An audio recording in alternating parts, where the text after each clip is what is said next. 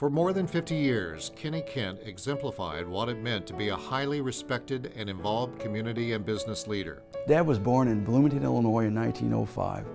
He and his parents migrated then to Mount Vernon, Indiana, sometime in the early 20s, where he went to high school at Mount Vernon High School. From Mount Vernon High School, then they moved to Rockport, Indiana, where Dad ended up going to Central High School. His dad started a confectionery store in Rockport, Indiana, where he sold ice cream and candies and Kleenexes and things like that. Plus, he was a transit master of a railroad that went back and forth between Evansville and Rockport. In 1923 and 24, Dad was a captain of the Central Bears basketball team. From there, he went on to play professional basketball in Evansville, Indiana for the Agogans. He founded Kenny Kent Chevrolet in 1951 and added Mazda and Volvo franchises at later dates. He was an active owner or investor in Windsor Plastics, local Holiday Inns, Wolfland Lumber Company, Franklin Lanes, and Royal Crown Bottling Company. My grandfather was Joe Daniel. He and Kenny Kent had a very special relationship. Sure, they were competitors. They had competing car dealerships. But what most people don't realize is they had so many investments together. My mother would talk about that they could see Kenny Kent and Joe Daniel walking around the backyard, and they knew that a new deal was going to be born by their partnership. They were always together trying to figure out a way to grow Evansville and grow their businesses. An inspirational yet humble visionary, Kenny Kent was a self-made man who had left his imprint on virtually every worthwhile civic project in Evansville.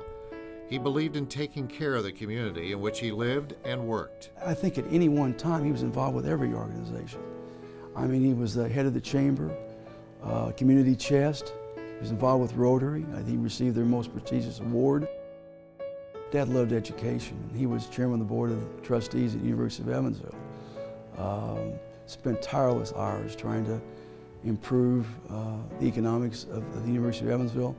I think he was the original person to found the President's Club at U of E. He was involved with the Salvation Army. He believed in giving back to those people. He was a lifetime director there. I mean, Dad loved people, and he thought it was his place in life, or lot in life, to give back. And not only did he give economically, he gave a lot of time and energy back. He liked the little guy. He liked everybody.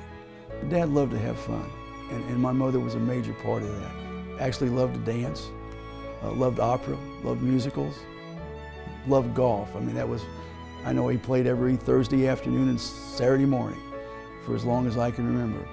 I think my father had the greatest character that I've ever known. His integrity was absolutely perfect. If he said something, he did it. He was very timely. But he taught me, I think the one big lesson he taught me was listening. And I'm not a skilled listener, but he was a very skilled listener.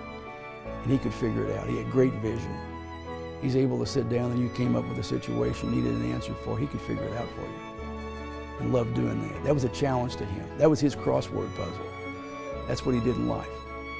You know, I think if Dad was alive today, I would thank him for the opportunity he gave me. I could never walk in his shoes, but I could make him proud.